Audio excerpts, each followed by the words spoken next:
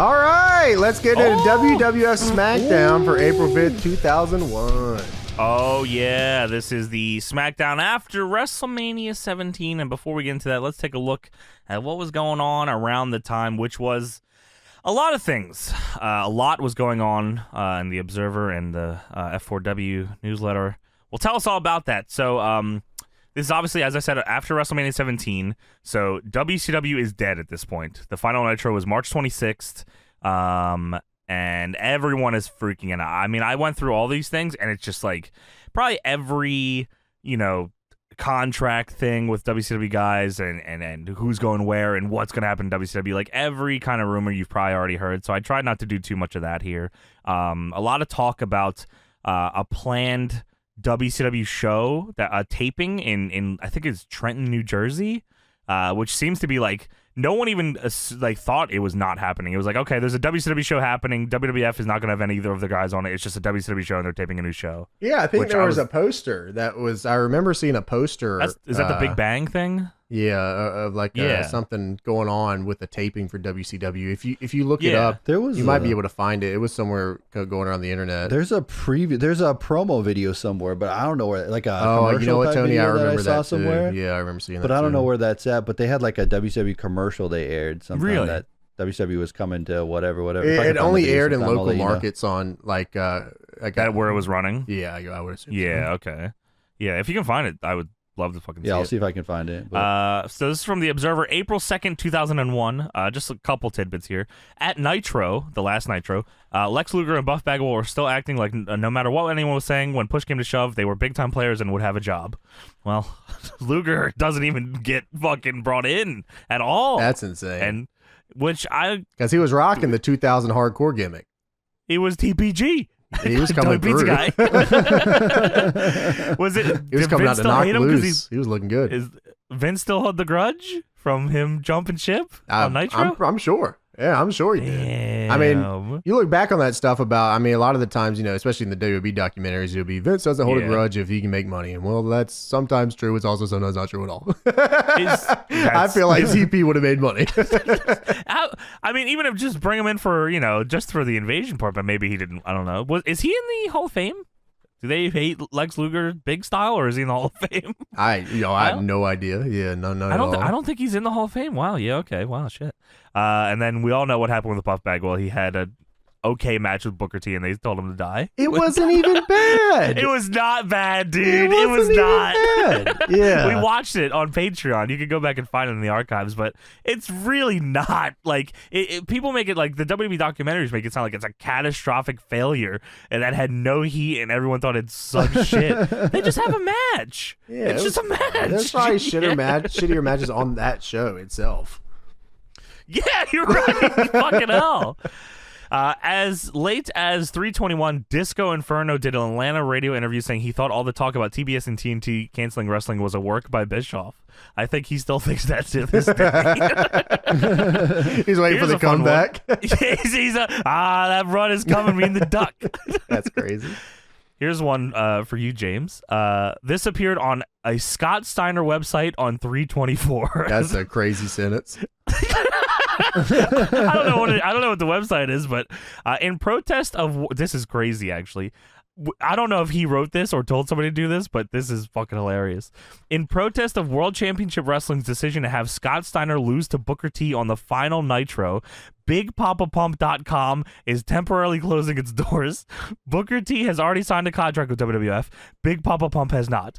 WCW and the WWF cannot have the World Heavyweight Championship belt in the hands of someone who may or may not work for the new company. In other words, Big Papa Pump will be handing over the belt to Booker T. Better Booker T than Hollywood Hogan. The best part. Scott Steiner wrote this. The best part of the whole situation is the fact that nobody controls Scott Steiner. Nobody. Maybe Big Papa Pump will, quote-unquote, forget how the match is supposed to end. Fans of the Big Bad Booty Daddy should always remember who the true final World Heavyweight Champion of WCW is. I like that Scott Steiner, not Scott Steiner, implied that Steiner was going to shoot on Booker T and take the belt. That's crazy. Well, Steiner had the OG at the end of WCW. He had the OG belt because they made the fucking they made the copies, the 4 copies. And that's the one WWF got, was one of the 4 copies, because that's the one that he lost to Booker, because Steiner didn't want to fucking bring the belt on the road. So he was wow, that's awesome. Yeah, they just had the ones they made for Ready to Rumble. They made casts of the WCW belt, and then Booker won one of the casts from them, from Steiner. And then WWE got the cast version. I don't even know if they... And they didn't even know or care? I don't think they cared. I don't think they ever had the original big gold on WWE television. Somebody has the big gold. Who has the big gold? gold? Conrad has it now. Yeah. But yeah, at the time, I don't remember. I could be wrong. They could have got it eventually. Sure. But I don't remember WWE ever having the original big gold. Like obviously, TV. Like Flair when he came over from WCW, in the early '90s. The Rumble. 92. Yeah, the Rumble. He had the original big gold, but post WCW going out of business, I don't think they ever had the original big gold on TV. Wow. No, I don't think so, because the belt was bent at the top, right? It was fucked up. It was fucking shit. Is that so I'm guessing whoever does Conrad you said has, or you think he has the fucked up one, right? Yeah, he does. That's fucking sick. I can't believe that Triple H never was like, I need one. Yeah, the original big gold. Not because he gave a shit about fucking the belt, but because Flair had it. Yeah, I want what Flair had. This is crucial to this run. I have his hair now. I'm sure Vince was backstage going, "Oh, son of a bitch, get him the big gold." Steiner, what's the difference? Him in. Bring Steiner in. I read a Scott Steiner website. He said he'll shoot on Triple H. I visited BigPapaPump.com. I bet Vince was super into Big Papa Pump at first. I bet he was like, this guy's awesome. How could you not be? The only reason they didn't bring him in is because Steiner wanted to get that money from WCW. Because I'm pretty sure if it wasn't like the contracts situation wasn't the way it was, that Steiner would have been there. I'm sure Hall and Nash would have been there. I'm sure he did a shoot before he went there too and said, I hope Triple H and Vince die in a fiery death. And Vince said, yeah, I like to fire him. There's a lot of fire. Yeah, let's do that. And Triple H said, oh, come on, bro. Big bad booty daddy. Why didn't you come up with that, Hunter? I found that I found that WCW reboot promo here. It's on Reddit here if you want to look at it. All right, we're going to do our due diligence here. I think this was must have been when they were thinking about that time when you were talking about them rebooting WCW. Oh, Shane is in this too.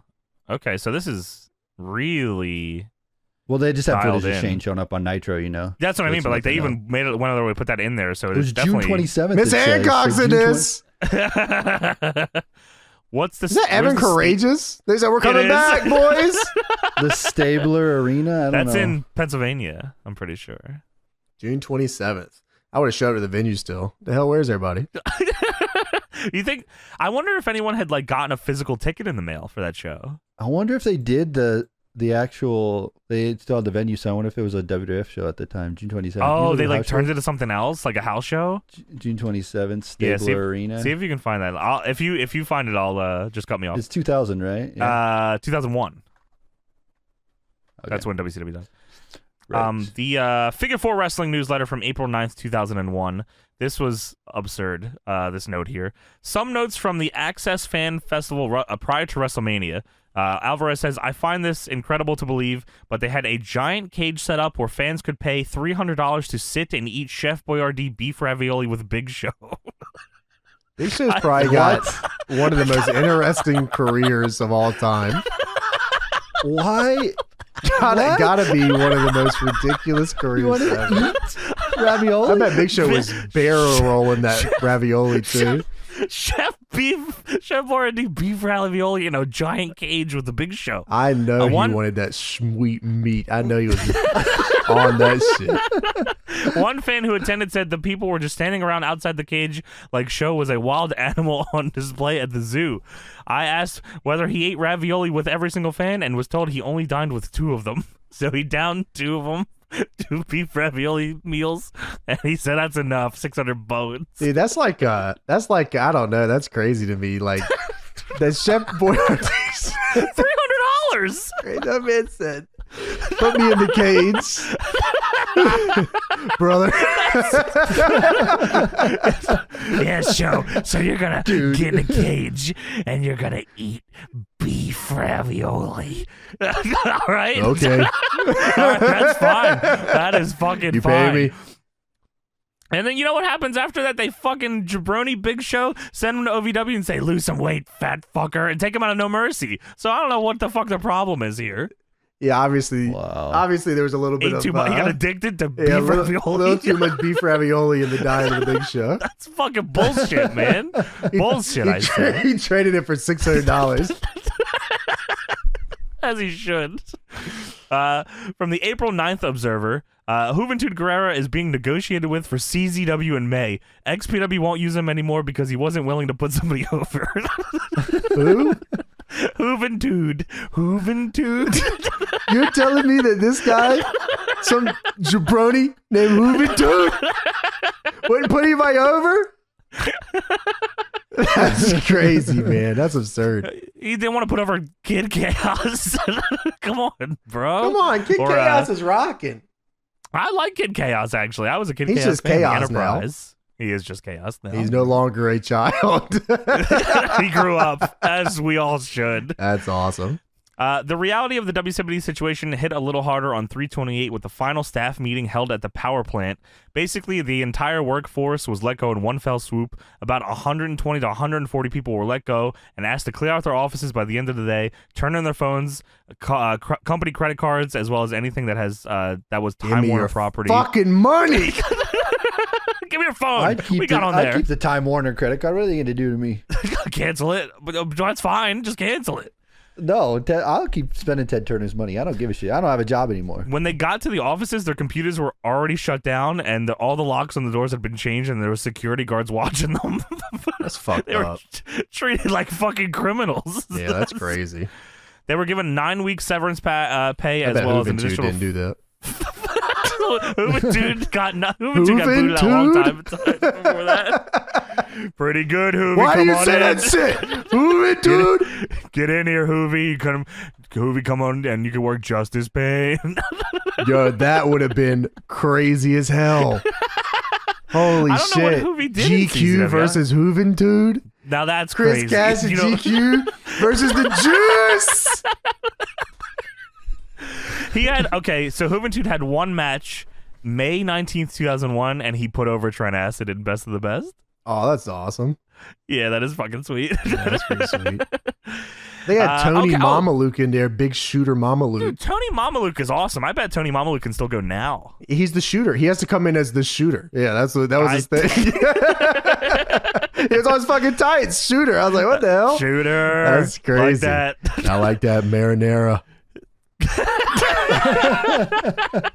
Oh, this is about the WCW show. Okay. First WCW television show at this point is scheduled to air on 5/12 on TNN from 11 p.m. to 1 a.m. The plan is to begin adding weekly Wednesday night shows, which will be tapings for the TNN show starting on 5/9 in Trenton, New Jersey. These days are both tentative at this point. There are no further plans regarding the shows. So they were gonna. What is that time slot? 11 a.m. to 1 a.m. That's like ECW shit. That's pretty much what TNA was rocking for a minute. Like TNA. Oh, that was their Fox Sports. Yeah, they just got time, the right? shittiest time ever. Fox Sports Net.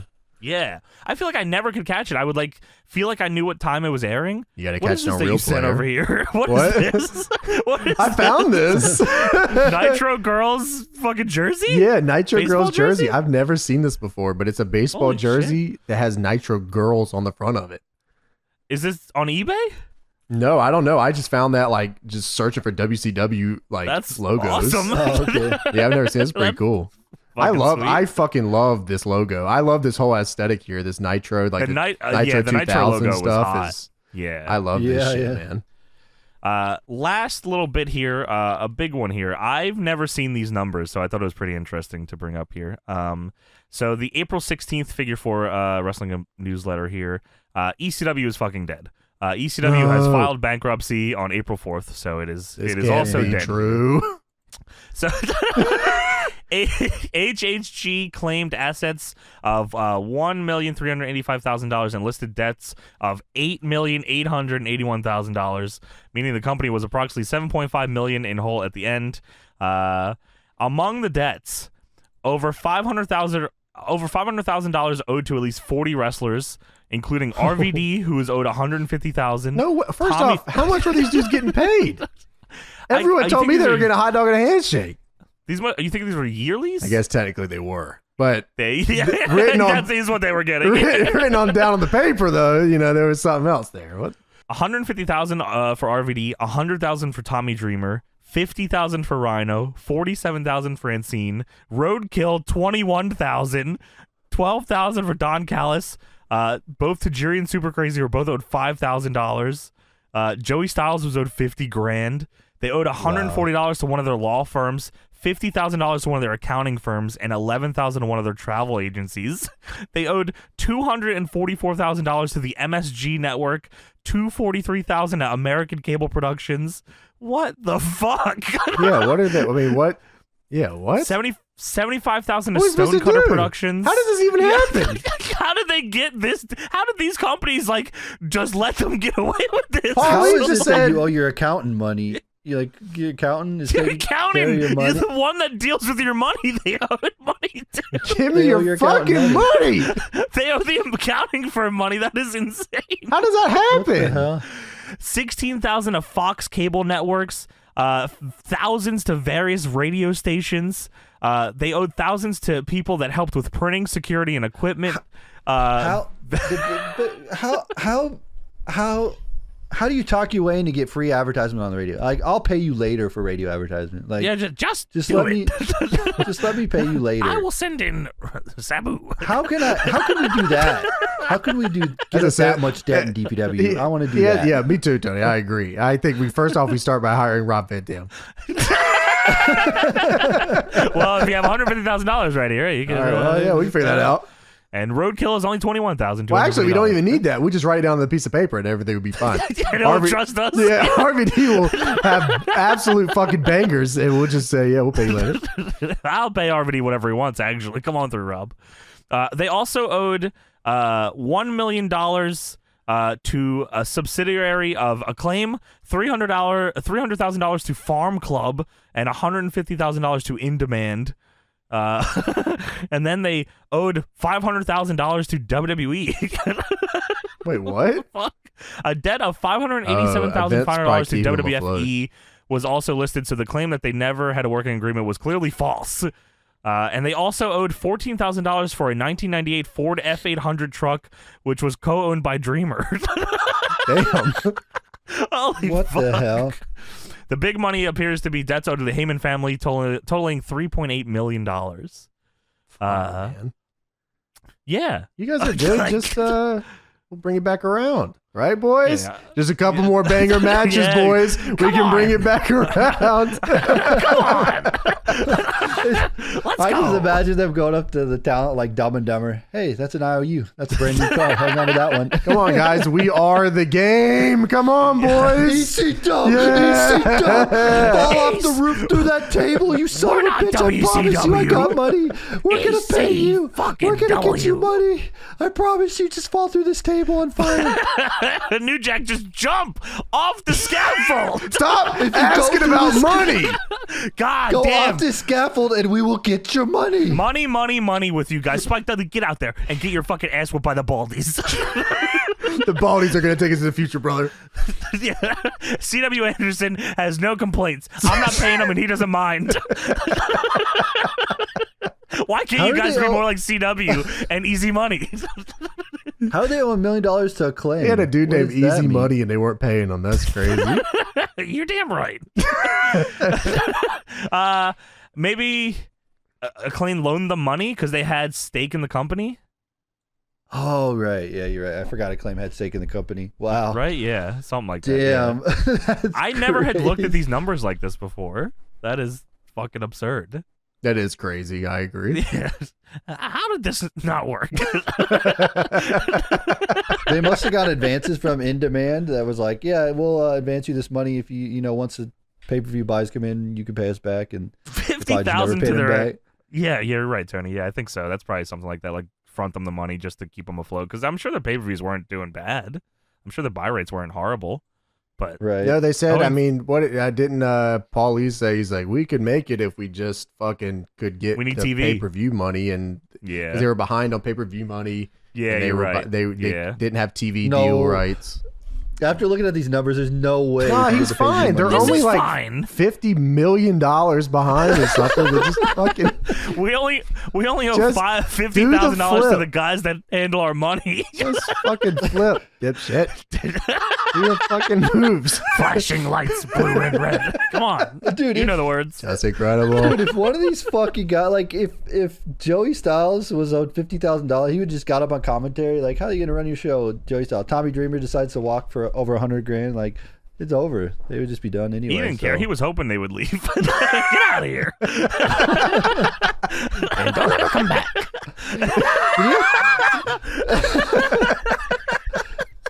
Do you know, Johnny, if after this, if they had to pay back any of this, they just file bankruptcy and they don't pay it back? I think it's bankruptcy and it all gets fucking, they just sell all their assets and shit. And like, I don't know if WWE acquires that debt. Maybe they do. Because they garnish his wages and then all of his WWE money goes straight to the IRS or what?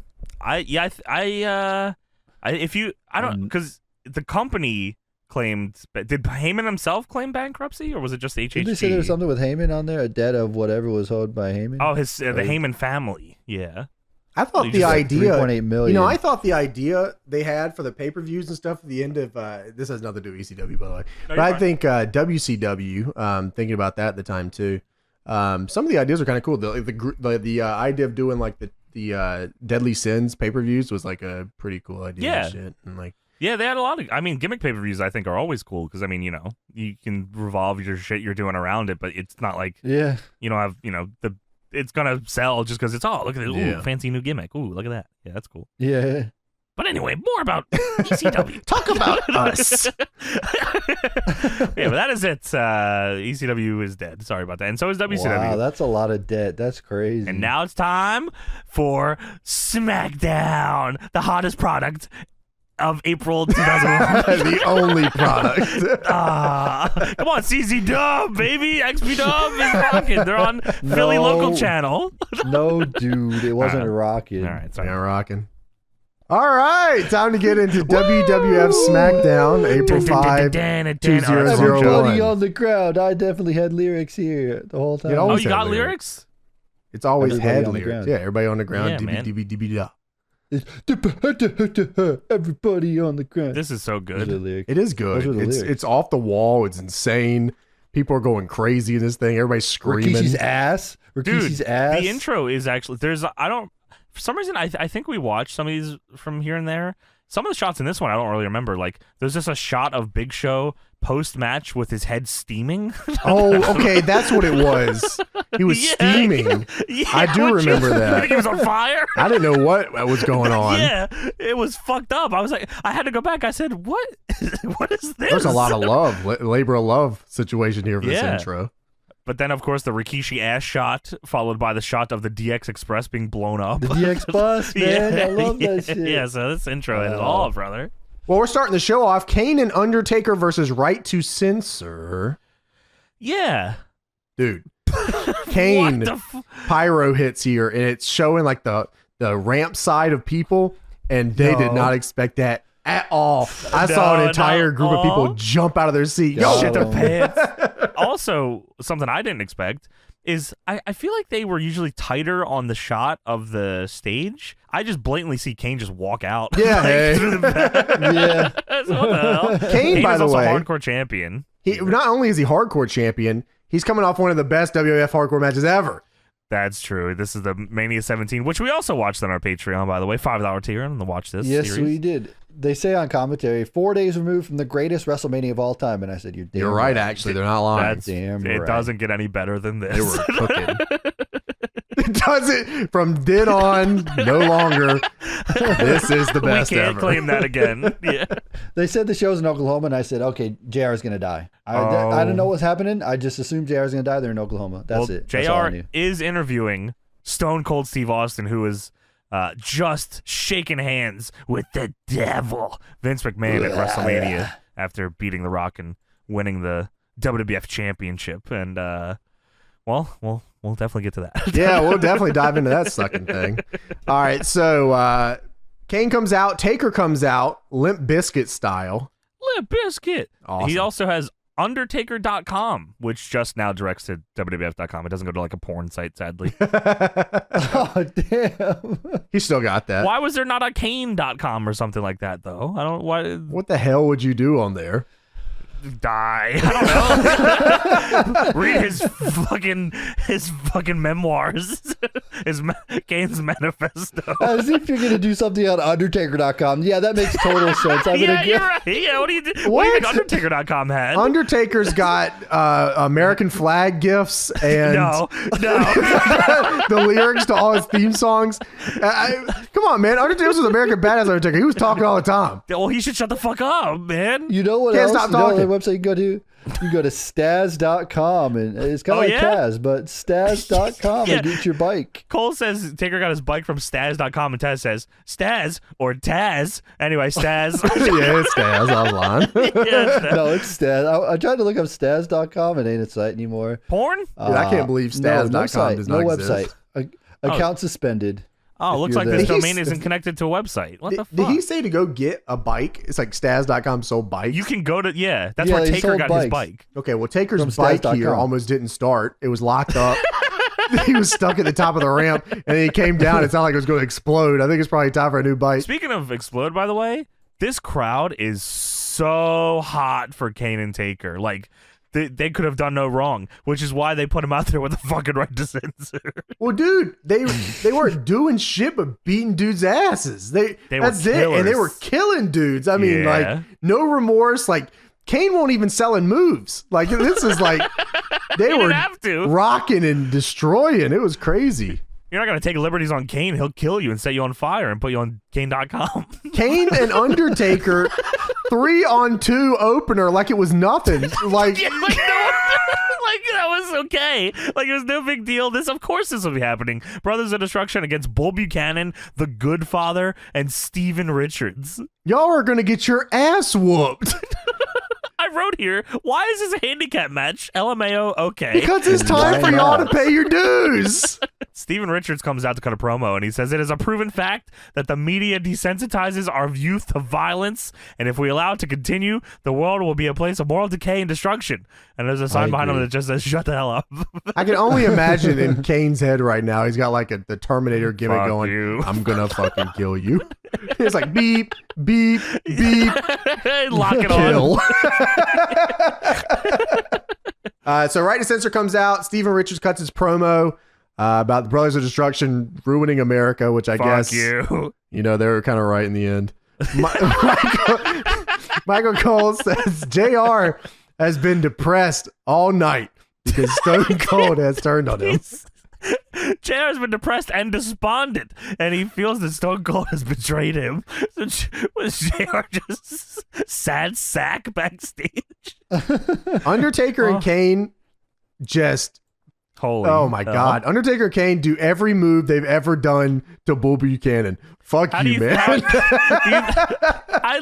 Dude, I legit wrote here, you think Undertaker was happy about working Bull Buchanan? He whooped his fucking ass. Undertaker legit does it is a 3-on-2 match. Undertaker does Old School and Godfather and Steven Richards are on the apron. He does it to their side of the ring, and they still don't knock him down. Dude, same with the Kane clothesline. Kane fucking bumps him, goes to the top for Kane clothesline, and just fucking does it. On their rope side. Just knock him off. Did you also see Undertaker attempt for the first time in his career, or at least it seemed like it, a Russian leg sweep? Is that what that was supposed to be? Okay, yes. he puts him in a Russian leg sweep position, but he has Bull's arm over his own neck to do it. And it's that's how that's how it was done when we used to work. Oh yeah. Yeah, you kids nowadays don't know a damn thing about working. He's got the Godfather, Steven Richards, Bull Buchanan. None of you guys know how to work. Dude, hot finish though. Kane and Taker hit the double goozle. Dude, that's awesome. I don't even know. Like, that's got to be one of the loudest chokeslam reactions I've ever heard. They go crazy. Double chokeslam. Steven Richards hits the Steven kick on Kane. Kane doesn't even move. You can hear the kick go off the fucking mask. Like, he hit him clean with it. And Kane doesn't even move. And then Big Boot says shit out of him. dumbass. Just kicks his head off. Get out of here. So Taker lifts up Steven Richards for the last ride. The camera cuts to the crowd, and then they cut back, and he hits the last ride. I feel like they might have everything was fucked up fine there. No, everything was fine. That was good. It was great. Well, he hits one last ride, pins Steven Richards. 1 month later, the right to censor is done. So, I love the way course. Steven takes the last ride, by the way. Me He too. takes it very video game-esque. He takes it, and then when he lays down, he like spreads his whole body out like he's like a crime scene The victim or exposition. something. Yeah. It's very cool. Kane then, for some reason, after the last ride, does the fucking video game taunt where he gets real close down and then stumbles backwards on his feet. yeah, right. What the fuck? I never knew what that was supposed to be. I was like, why does this fucking taunt make me stumble? And then I was like, oh, there's Kane. It's meant to be him stumbling. throwing his head back to get the hair out of his face, right? And he stumbles. I don't know just what falls it's supposed to backwards, be. He always just stumbles. I couldn't believe he did it. You know, I'm pretty sure Steven Richards taking the last ride is in Taker's Tron in Just Bring It. And maybe in his Tron Forever. Oh, that Yeah, might be you're why probably I right. recognize I it so remember much. that. Yeah, I think that might be why. Yeah. By the way, speaking of right to censor, they on April 26th SmackDown, Richards, Buchanan, Val Venis, and the Good Father faced Undertaker in a 4-on-1 handicap match. Who wins? Lose. Aw. I assume they lose, but I'll have to let me fuck? double check. I don't want to get that wrong. But then they eventually like kind of split up there. Yep, Undertaker beat them in 3 minutes, Oh my 50 goodness. seconds. That's awesome. That's even faster than this match. Wow. Yeah, fuck you. We go backstage. Stone Cold and Triple H are with Vince. This is fresh off Mania 17, so Stone Cold is now the bad guy. And what a flip of a fucking switch this was. He is so somber here. Like, he like didn't know how to be a heel. I don't think he was just like, Yeah, there was hanging out here. no zest Nothing. to it at all. no, It was just Stone No, Cold that's how he- talking like a dude. That was him being a heel. That was Yeah, you're right. dialing, I'm sure that's- dialing it back. I'm sure that's what they Yeah. told him. They're like, hey, just don't do any of the Stone Cold shit. Just stop being, just be Steve Austin. Very weird seeing him just Yeah, kind that's of, a little weird. kind of go through the motions here. But, Triple H, Vince though, is- on the other hand, Oh my, dude, very Triple H. jean jacket on top of leather jacket. Holy That's fuck. how he just switched off My Time recently. It's about to go fucking crazy. This He's guy's bursting out of his shirt He's at every occasion. so ready for the run. he's I'm so huge fucking here. close. I've got it. I've just convinced Vince to tell Stone Cold to stop being Stone Cold. The Yeah, I Rock can be is the out of guy. the picture. I can be the it's guy. my time finally. So Vince is putting over Kane and Taker here. He's they're good. You know, these guys are good. Triple H says, oh, awesome. And Vince says, well, how do you think That you're? was weird. Yeah, he just said, awesome. Yeah, that was weird. How do you think you're going to do competing against Jericho? And Triple H says, you know, Jericho's one of those guys that has a lot of great qualities. Nah, I'm going to kick his ass and take his title because I feel like it. That's what he says. He 'Cause does. I He feel like says it. on principle. He says on principle. Because I feel like it. Yeah, what the fuck? I'm saying jean jacket on top of leather jacket that's it. Vince says, Stone Cold, your best friend, good old JR scheduled an interview in the ring. How do you feel? Austin just very somber. He just says, you know, I feel real good about it, Vince, because I haven't had a real heart-to-heart with JR in a long time. I'm looking forward to it. I was like, man, what the? What the If you don't fuck? whoop his ass and grab a beer, I'm gonna lose my mind. The thing that made it for me was he goes, basically, I'm really looking forward. I'm to looking it. forward to it. Basically, I'm gonna give him All the right, answers he Jesus. wants. Yeah, All right. what the fuck? Okay. Well, Vince says, I'm gonna do an interview here tonight. Vince says, I'm gonna address the entire arena of Oklahomans. So if you excuse me, I'll see you later. All right. This has got to be the most absurd thing I've ever seen in my life. Vince This McMahon town hall up is- next. It is. I don't know how long it actually was, but I swear it felt like an hour. Yeah, I thought the show was Forever. over after this. I was like, whoa. Okay. we Vince gotta tune in next McMahon- week for the rest. Says that being in Oklahoma City, Oklahoma, makes him feel like he is in Zimbabwe because he has been there a lot. When he looks in the eyes of the people from Oklahoma City, Oklahoma, he sees the same look in their eyes as people from Zimbabwe. Now, is Why this like? is he burying Zimbabwe? That's what I'm trying to figure out. I was trying to figure out the whole. I was like, is there like, what connection do these people have to?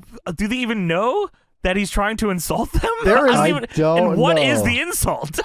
He says, I saw the same vacant stare on Zimbabwe natives that I see on your eyes here tonight. When were you in Zimbabwe? It's got to be a does that 2001 mean? reference. Something happened Maybe, around April okay, of 2001. sure. It's got to be. Go back in the news. Yeah, there's got to be something. I was like, what the fuck?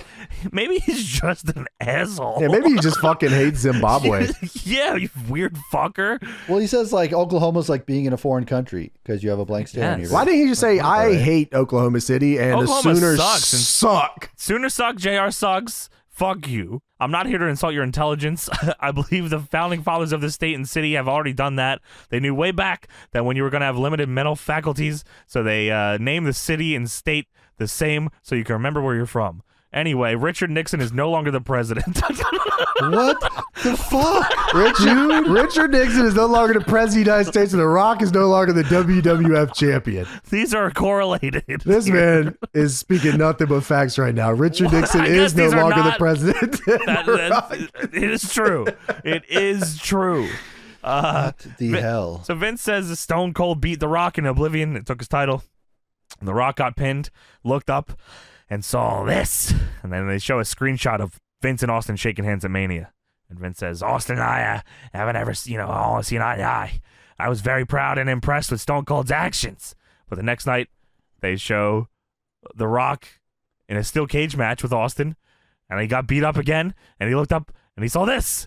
It's Austin and Vince and shirtless Triple H in jeans drinking beer and posing. He's just got like 40 pieces of B-roll just fucking ready at any time. Look at this. And look at that. And if you remember when The Rock debuted, he came out looking like this. I also thought to myself, why wasn't this at the opening of the show? Why didn't they just show the recap of Raw? Dude, Deb fucking said, why is this here? Why is this why not the handicap recap? They match should've- not go after this? No, they should have opened with the recap of Raw and just played the footage Doesn't or make whatever. any I don't know fucking what sense. the fucking problem is here. So yeah, they show. So what happened on Raw, by the way, for those of you that didn't check this out, they did a steel cage match, Austin and Rock on Raw. Austin is stomping out Rock. Rock is fucked up. Triple H comes out, gigantic pop. He's fired up so much that he throws his jacket down, almost breaks his ankles getting down the rim. He almost trips over his own jacket. He gets in the ring with a sledgehammer. Him and Austin have a stare down. But then Triple H hits Rock with the sledgehammer. Oh my! You son of a bitch! Dude, How could he do that to Stone Cold Steve Austin? Wait, you'll find out. Oh You'll my! find out. Oh my! Vince That's what the commentary would have been. Yeah. Nowadays, Triple H ends up fucking teaming with Stone Cold. Oh my! Can it be? It is.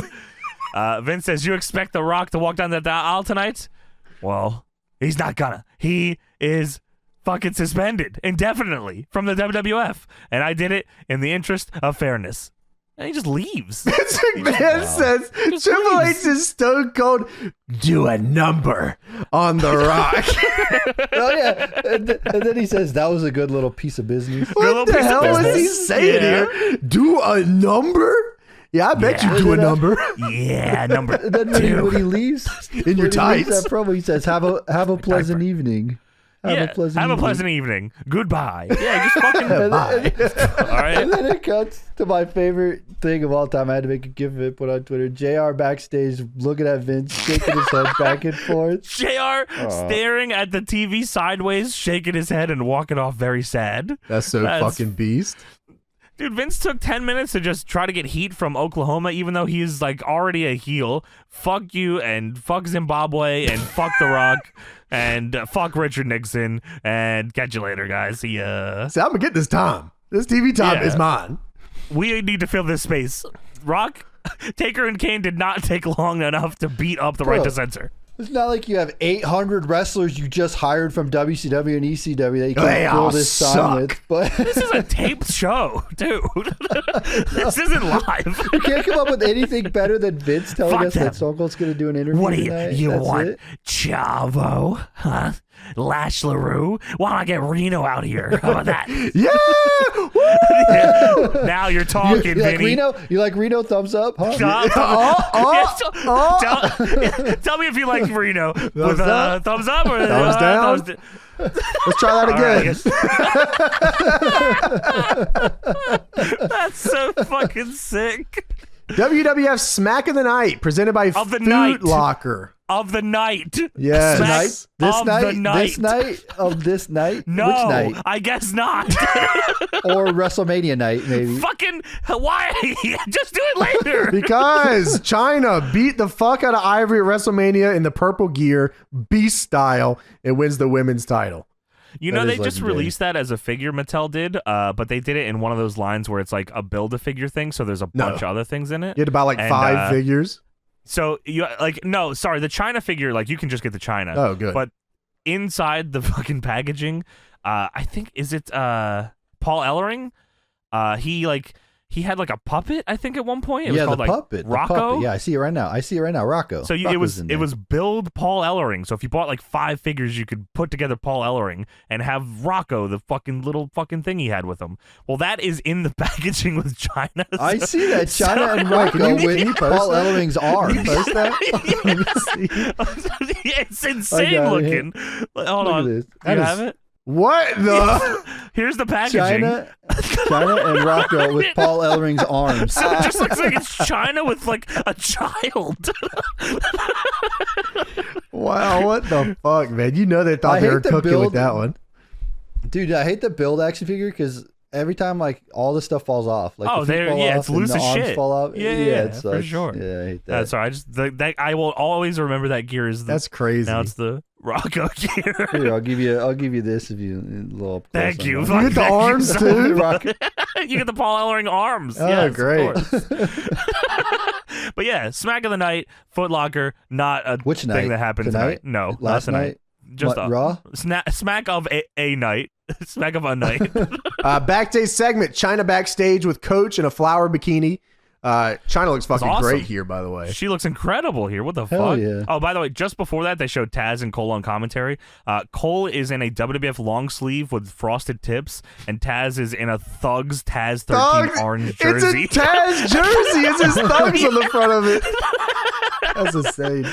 And so the recap on the champions, like new hardcore champion Kane, new tag champs Christian and Edge, and they show the new European champion Eddie Guerrero, but beside him is Perry Saturn in a Lugs shirt, which is even better. See, look, he's rocking the sponsors for the show.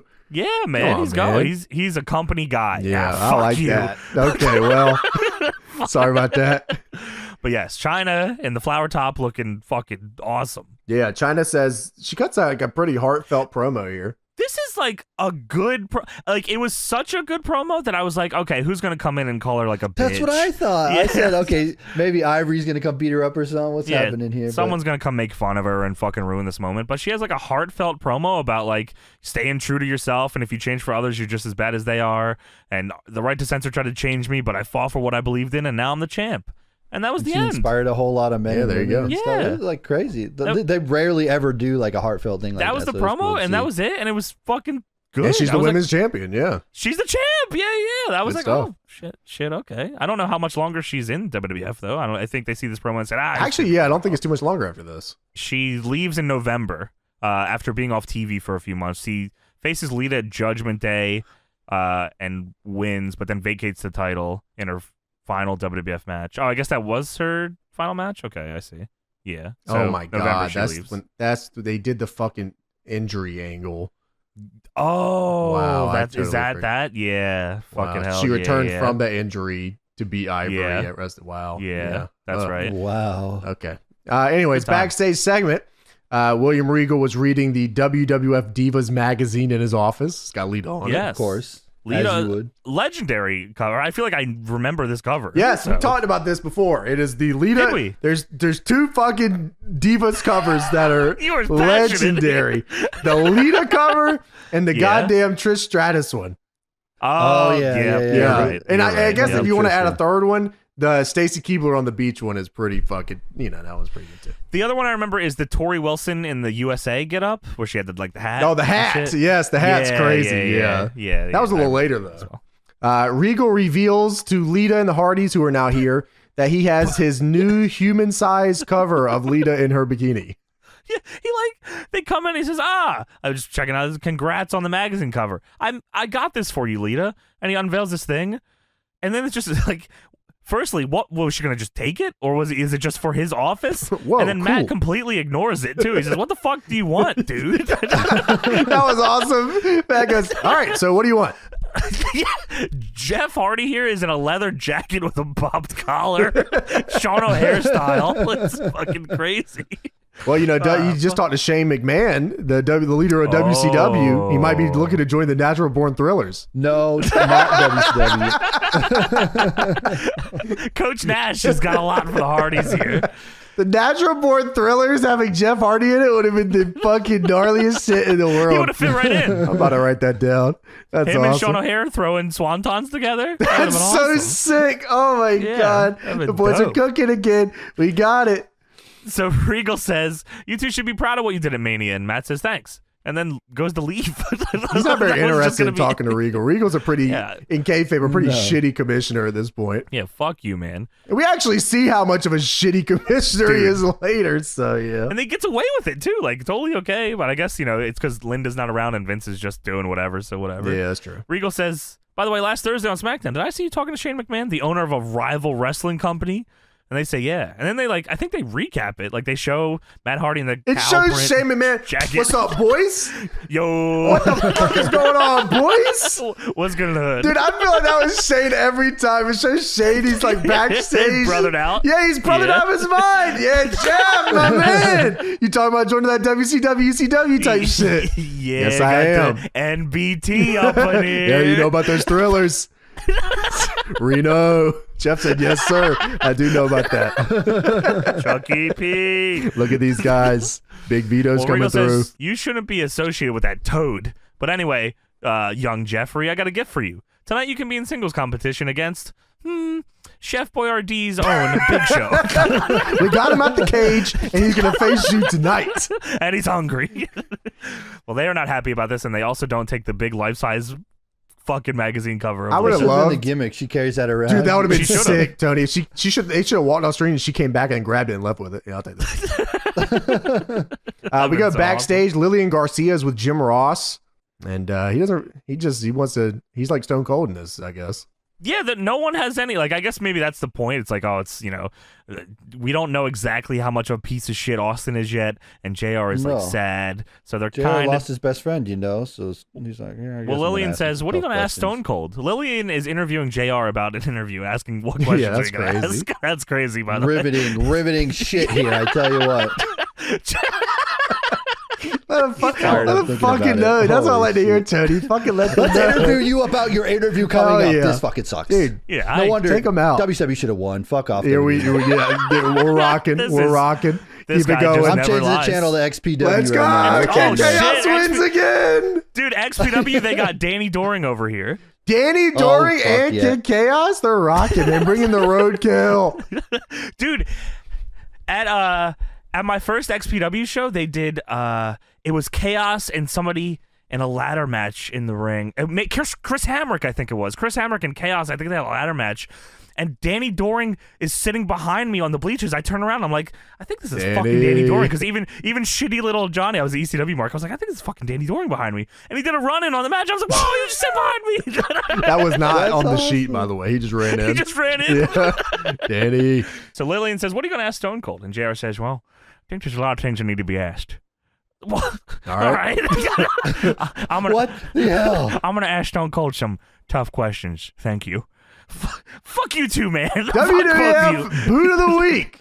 Brought to you by Which week? This Lugs, week? Boots, and Shoes. Last week? I'm fine with the Boot of the Week. The week is fine. That's all-encompassing Boot of the Week. They got the Lugs guy grinding on the top rope. Week, everybody. He's throwing super... Yes, that's How do you do that with the super shoes? Kicks in the Lugs.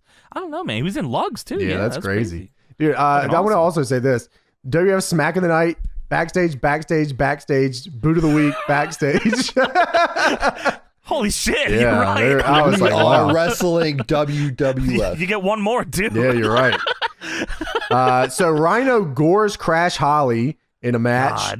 Then Molly Holly comes in and hits the Molly go round. That's awesome. But it doesn't fucking matter. Rhino no sells it and gores the shit out of her. Backstage segment William Regal again meets with Kurt Angle backstage in the locker room. So, by the way, the Regal one they specifically said was earlier today, the Hardys one. Sure. So Regal, I forgot about that for a second because it was like 2 minutes ago. Kurt's sitting here in the locker room. Regal just shows up. Yeah, Regal just shows up in his gear, boots tied. I'm like, what the fuck? Oh, so the Hardy thing was earlier today? Yes. Oh, okay. Oh, yeah. Okay, so you thought the same thing. Like, Regal, I thought he stripped down immediately. That's what it is. He's actually in his gear all the time, but when he's in his room, he's got the suit on. Business Regal and shooter Regal are different. That's Backstage segment, William Regal meets with Kurt Angle, who just found his gold medals. I keep forgetting how early. Where were they? This is very early on in Kurt Angle's run in WWF. I keep forgetting, like, he's only been here for like a few years. Like, it hasn't even been that much. Is it even a year? I think he came in 2000. What month of 2000 did he come in? I want to say it was like No Mercy 2000 or some shit like that. Oh, Survivor Series 99. 99? Okay, so it is a couple years here. Okay, see, we do our due diligence here. Thank you very much. So, this is crazy, because this whole thing leads to the craziest match of all time later. This is ridiculous. Regal still has chop marks on his chest here. I don't know. Monday Night Raw, he must have got his ass kicked or something. Either that or Mania? He had the Jericho match, right? I don't know if you think Jericho fucks his shit up that bad? I remember the match being pretty fucking good, though. Because on Monday, on Raw, it's him and Kurt against Jericho. They beat the fuck out of each other. Yeah, they do beat the fuck that's out true. Of each Yeah, other. so maybe that is what it was. Well, Kurt wants to be the one to tap Benoit in the ankle lock tonight, and Regal says, of course. You know, I got this Regal stretch thing that's pretty good. And then Kurt looks at him and he goes, oh.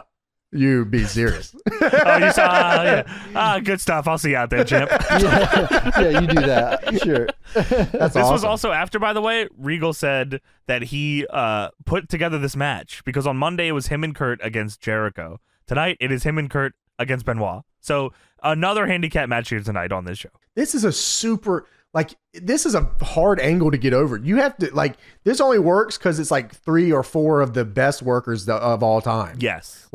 This working 2 guys handicap and having the guy show enough fire to make it make sense. Believable fire too. Yeah, is super fucking difficult, especially when you're facing the commissioner and one of the greatest wrestlers ever. It's kind of difficult. So it's kind of like a surprise to me here that I was like, they were like, this was good. They rocked this. I'm pretty sure Kurt was already champ before this too. So he was one of the former champs and the commissioner. Yeah, exactly. So we have K-Kwik versus Rhino up next. Get rowdy. He sings the whole fucking song. That's awesome. Time to move some things. Get rowdy. Yeah, come on, Oklahoma City. Get up. Get on your fucking feet, Oklahoma. Yeah, K-Kwik is here, and he looks incredible, dude. He does. He still looks like this right now. I was gonna say he looks exactly like this now. He's in K-Kwik never ages. He is always the same. In ring too. Yeah, he's awesome, man. Speaking of in great shape, Rhino comes out here and he is, holy shit, he is slim, but he's fucking big and he's awesome. How do you not give him everything in the world? He's definitely at the end of ECW, he was on a fucking Psycho Crazy style. He was huge. Oh, he was huge. But he slimmed down here in WWF for obvious reasons. He looks good though, man. Yeah, he looks great. He for some reason didn't sing his song to the ring, and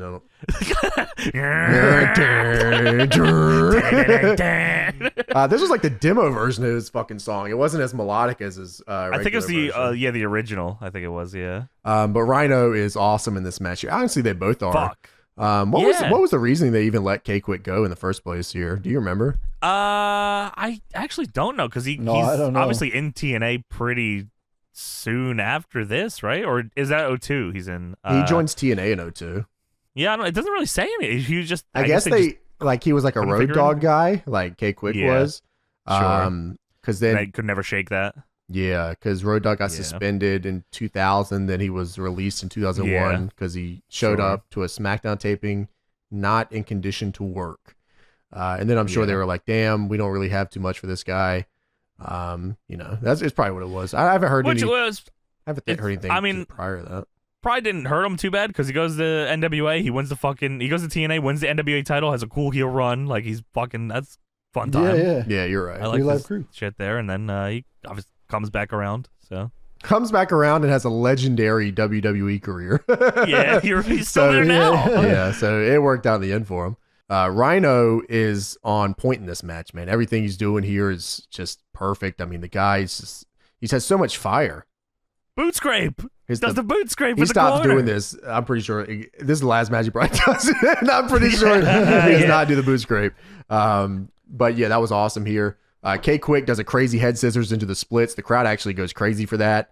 Yeah. Up and over, 2 backflips, and Rhino gores the shit out of him. Dude, I think that's still something he does now. He does a running shoulder tackle in the corner, double backflip, and thrust. Yeah, he does the hip thrust. Rhino comes out of the corner and just fucking cuts him in half with a gore and wins. That was awesome. I'm a very simple man. If I see the gore, I'm freaking out. I love that move.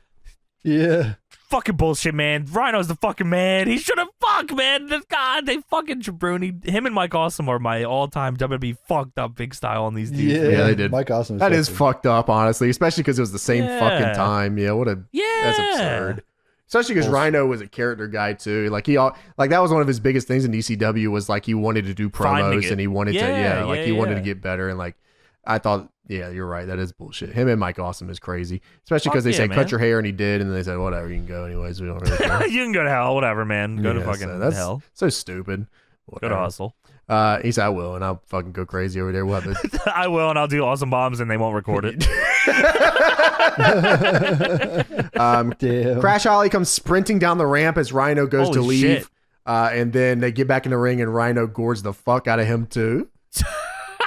Dude, Crash tries to like come up and on him, fucking fucks him up, sends him in the ring, Irish whips him, and then Rhino just fucking cuts him in half too. I love that. They're like, Crash Holly, he's sticking up for Molly Holly. Gore! That was awesome. Regal, Kurt, and Benoit are walking down the hallway. We come back from commercial. They're at Gorilla. This is, I guess, during the break. They recap the Holly and Rhino spot, and Edge and Christian are waiting for Rhino and Gorilla here. And Edge says, "Major Destructo, dude." All right, Christian says, "Brother, don't you ever say that again, dude. Don't you ever do that, brother." I'll be right Christian back. Says, I need the keys. I got a surgery, dude. Christian says that was gorgeous. You get it? Because that boy's anyway. cooking. How about you go get why don't you go get a shower and then we'll go get something to eat? And Rhino snatches the fucking. He just looks at it. He says, "No." Rhino grabs the keys and says, "I'll bring the beers. I'll bring the beers. I'll bring the beers." Rhino says, "No." And I'm like, "What?" He says, "I want to go now." And I'm like, no shower. Give me the keys. I'll drive. And Edge looks at him up and down. He says, "Like that? Stinky?" And Rhino says, "Yeah, I'll drive." He fucking leaves with the keys. Stinky ass Rhino in his gear going to get him food. What the fuck? That's this a guy's crazy bastard. Like commentary selling it like, "Oh, that Rhino's goofy." I'm like, "Oh fuck." Yeah, look at this crazy guy, Rhino. He's crazy. Yeah, look at him. I bet he looked funny dancing on SmackDown. Yeah, we got you on that. No problem. I said there's going to be a payoff, right, with Rhino driving and stuff. We'll see some like footage of some crazy. That's the Rhino filler goes, episode. No payoff. He should do the Rhino driver off the apron to lead. That's what they were meant. I'll driver. Yeah, okay. Yeah, I'll driver. Yeah. I did it all the time. Yeah. Kurt Angle and William Regal versus Chris Benoit handicap match here. So they recap last Monday where Kurt hit Jericho in the back with a chair, leading to Regal hitting the Regal Cutter, which is a cool move, by the way. No one's really stolen that. I like that move. Yeah. I liked it in the video games too. Kurt puts Jericho on the ankle. Games. It does look the snap. It's a little hard bump. Snap. It's kind of a timing thing in real life. Yeah, because it's probably kind of awkward, right? Because it's all relying on the. You have to bend. Like you have to bend over, but not take the bump, and then he has to wrap the arm around your neck, and then he has to come down. But he's standing all the way up, and you're like halfway down already. It's not like a neck breaker where you're kind of leaning into him, like it's you're up. Yeah, he's not. Kurt put Jericho on the ankle lock. Benoit made the save, and that is what led to this match. And by the way, don't forget, live on Heat, William Regal will be a guest host at WWF New York, where you can crazy get render of Regal. He's fresh off a sandwich run. Regal's goddamn sandwiches. That boy's eating at the grill. This is not just. This is a straight up handicap match, by the way. No tags. They're just in the ring. Tornado handicap. This is APA No Mercy style. Fuck you, man. Wrote that down. I had flashbacks to that game too. Yes, Tony, you're right, dude. I said this is a No Mercy Championship match mode. I said, Deb, it's fucking No Mercy. She said, I don't know what that nerd shit Shut up, man. Said, stop talking about video games for once, you fucking weirdo. I said, all right, damn, bro. But Benoit worked a way better match than I do in the video games. I cheese him in the truck 24/7. I don't give a fuck. I'm crazy. I was waiting for the cheese. Throw him to the floor. I think he does it at one point. He shit cans somebody and then fucking does the shit. Yeah, he does. Right towards the end. Yeah, but it's always I always go to the floor, referee count to 9, I hope the other guy comes out and I'll run back in. yeah, exactly. That's what I did. Fuck you, man. Unless it was like a no DQ one, then I was fucked. I had to you gotta go to the truck. That's every time. You gotta go to the fucking truck. Yeah, you gotta hope they get locked up on the fucking bed of the truck, and then you could just fight the other guy, and then it was always Farouk too for me. Always Farouk would go into the truck. Bradshaw was just trying to throw the fucking A and B, the hard strike and grapple, where it was the clubbing shot downward. The clubbing shot when you're in the middle of a goddamn thing and he knocks you out of it, and you're like, okay, whatever. Holy fuck, man. You suck, and I hate this. And I'm like, okay, I'm gonna do it again. Yeah, I will repeat this. I fuck you. This match is fun as hell, though, by the way. Yeah, this is sweet. Benoit immediately low blows Kurt Angle. Yeah, hell yeah. Immediately low blows him and then puts Regal in the crossface. Kurt breaks it up. Benoit just is throwing German suplexes here, specifically to Kurt Angle, maybe to prove a point. Because he probably dumps Kurt Angle. The first German on Kurt Angle is brutal. Holy takes his ass to town. Yeah, dude. What? Kurt's like super nice about all of them afterwards, so maybe that got the point across. He said, "If we're doing German suplexes tonight, we're gonna figure this out, buddy." And then fucking Benoit. Taz is coming on commentary, by the way, at these suplexes. Oh yeah, these guys are suplex drunk, brother. Bam, bam. Call 911 I was gonna say this is fucking John House, Eric Arjula. He was saying bam. I was like, what the fuck? This is crazy. He's like, he's watching CZ Dub, bro. He was watching on this monitor. He was on the local Philly channel. He was rocking, CZ Dub. VQTV. So at one point, Benoit is throwing German suplexes to both of them. He's chaining. He does a suplex to one German. He German suplex Kurt. Does one to Regal. Back and forth, back and forth. It is awesome. The crowd's popping. I'm like, this is the coolest spot ever. What the fuck? Then he throws Kurt to the floor and hits a dragon suplex on Regal. That was crazy, especially for like 2001 WWF. I don't know, man. Yeah. That was like different. You know, Regal called that. Yeah. Oh, 100%. Oh, this was like the boys. This match was just the boys. Like, this was like, we're doing some shit tonight. That was that dope. suplex was awesome. He locked this crossface he locks in here is pretty sweet too. Oh, he fucking crossfaces Regal. Kurt comes to break it in. Benoit gets out of it and just snatches Kurt out of the air as he tried to run in and fuck him up and puts him in a crossface too. It looked like a magic trick. It was fucking cool. Yeah, it was like, it looked like an accident, really. Like he just got out of the way at the right time and snatched him up in the fucking crossface. It was dope. Regal breaks that up by kicking Benoit right in the face. At some point, they dub commentary talking about Kurt Angle winning a medal in this building. I don't know why. That happened. Guys, man, you got to get that in there. Eventually, Regal puts Benoit in the Regal stretch. Kurt puts him in the ankle lock. Benoit is fucked here. This is fucking that was brutal. Gnarly looking though. It was cool. I don't know why there was nothing like that was ever in the video games, like the combo submissions like that. I don't know if it's because they couldn't figure out. Oh well, how do you get out? You could probably full stop right there. Probably because they couldn't figure out. Yep, that's the end of it. Yeah. That's it. Benoit, of course, taps out. Regal lets go, but Kurt does not, and Regal's trying to convince Kurt to let go of the submission, but then he eventually shrugs and just kind of stands there and says, "Oh well, he's not letting go. That's, what are we going to do? What do you want me to do? I'm just the commissioner." Refs come out to try to stop him. He's not stopping, and eventually Chris Jericho comes out to make the save, and everybody powders, including the referee. Dude, Jericho is fucking awesome at this point. This has got to be he's like hot too. Yeah, this is like Jericho's finally like kind of just bust through the glass ceiling, I guess, here at this point. He's it at this point. Triple H says, you gotta let me be the guy before he gets up again. I already put him in the dirt. You gotta let me be the guy. We go backstage. Vince McMahon with Jim Ross. They're just chilling. Yeah, they're just hanging out. What the fuck? All right. Why is JR just talking to him? Yeah, Vince says, calm down, relax. You know, I don't want you to get nervous now. JR's just standing there. This is the biggest interview ever. Is Vince's chin bleeding here, by the way? I don't know if either of you noticed that. I was gigged his chin. Noticed, no. Yeah, I don't know what happened here. Well, he had his match with Shane that was pretty brutal at WrestleMania. I guess so. He just started randomly bleeding again. JR doesn't even say anything here, does he? He just leaves. No. Yeah, Vince says, hey, you need to relax, buddy. This is only the biggest fucking interview you'll ever do in your entire life. So why don't you relax? Yeah, calm down. And then he's like, Jim. I dare you to ask Austin the tough questions. Wink, wink, nudge, nudge. Yeah, ask him. I was going to. Yeah. He's an alcoholic. Ask him about that. Yeah, ask him about that. I got another thing you asked him about, too.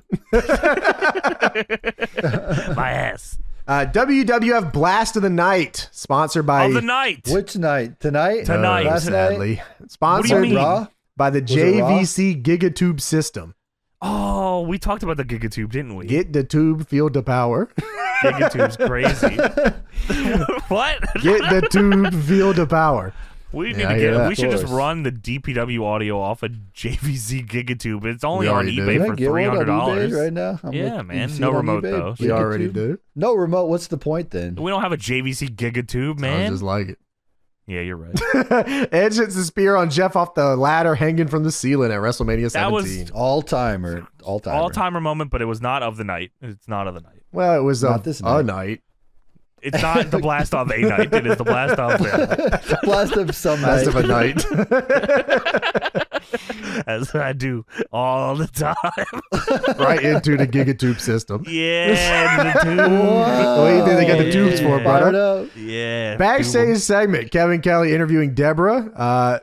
Dude, okay. Does anyone about an interview have anything to say on this show? No one has. Tell me about Stone Cold. Deborah doesn't want to talk. Okay.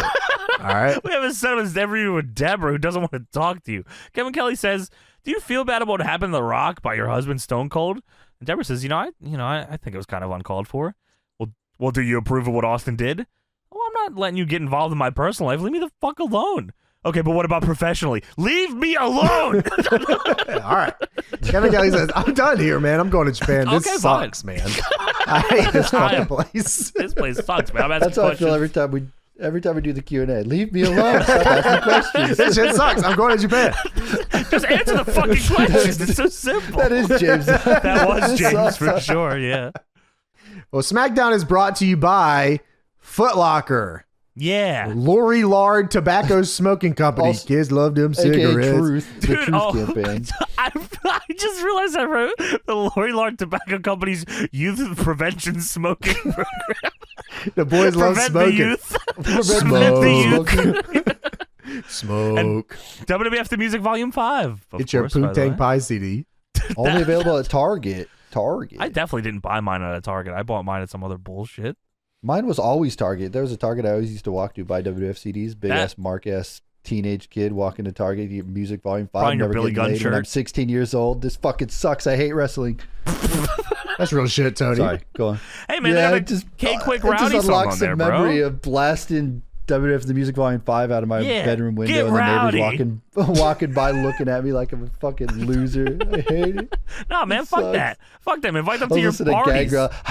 Hey, ready. Yeah, let's go. Bro, come on, man. They got Rowdy on here. They got Taz's theme, Lita. Oh, the Pie song. Yeah, I thought that was hilarious back in the day. They got Pie, co-written by Ricky Waters and Brian Gewirtz, featuring Slick Rick. Brian Gewirtz wrote Pie? Yeah, he did. And Pie is crazy.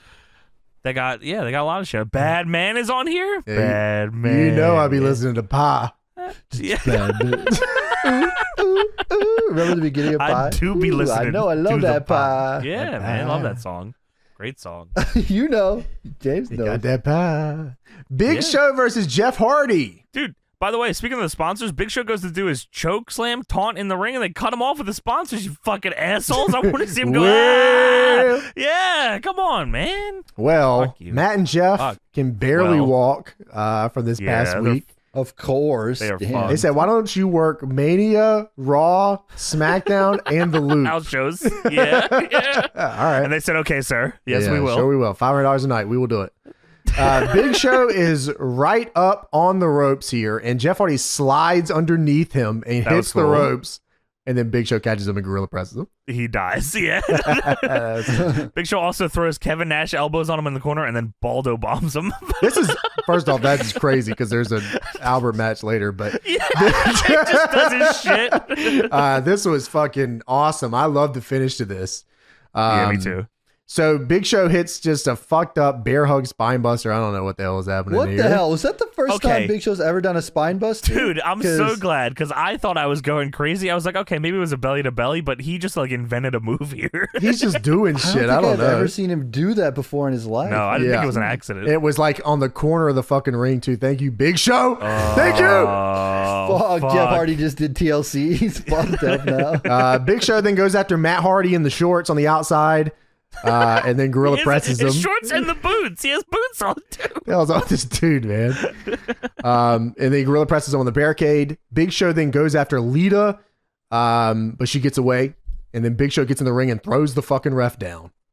Yeah, what the fuck? Because he's so mad. Big Show looks crazy with this little double string gimmick on, this outfit he's got. A singlet?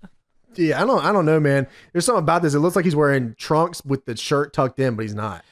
It does look like that. You're right, because I don't know if it's because of his gut or what it is, but yeah, something makes it look weird here. Lita is now on the top rope, and she dives off and gets caught in a goozle. Oh, man, choke slam? Yeah, well, Jeff saves Lita by attacking her. Well, dude, oh my God. Big Show has Lita up for this choke slam. Jeff runs in and just it looks like it's right. It looks like he attacks Lita from how hard he hits Big Show. Like she was almost way more hurt than if he just hit her with the choke slam. What the fuck? Big Show then looks at the turnbuckle and points to the sky. Everyone in the arena's like, no fucking way, whatever. What are you doing, dude? Big Show then climbs to the top rope, looks down, stands up, and goes for a senton off the top rope. I was like, okay, someone's cutting him off. They're going to do like maybe superplex. That's still crazy, but I was like, whatever. Big Show throws himself off the top, misses a senton. I was startled. I couldn't fucking believe what I was seeing. I was like, he's going to break his fucking arm. His hand came down so early. I was like, oh no. But it was crazy. Lita fucking hits the moonsault. Matt hits the leg drop. Jeff hits a swanton. Trifecta style. They're all just hitting shit. The referee's watching because he's pissed that Big Show shoved them. So they all try to hit all their shit and then all triple stack pin him. Referee quick count. Jeff wins and the crowd goes crazy. This was awesome. Fucking sweet finish here. Big Show deciding that he was going to do a senton off the top rope. Once in a lifetime type shit here. And then the finish was awesome. They really did a lot with nothing here. Like it was fun. Yeah, they took every minute they had and they were like, we're gonna make something really cool. And they did. Hitting the fucking trifecta all from different corner type shit like is nuts, that's man. Sick. Big Show then chases him up the ramp. Yeah, he chases all four of them, including the ref. WWF New York and Times Square. Wow. XFL championship game. You can win $1 million. I can? Whoa. Dude, you know what's crazy? NFL contracts. XFL. Yeah, I mean, in general, XFL, you can win $1 million as a full team. It's like Drew Brees probably got paid like $45 million for like 6 games. Hey, shut the fuck up.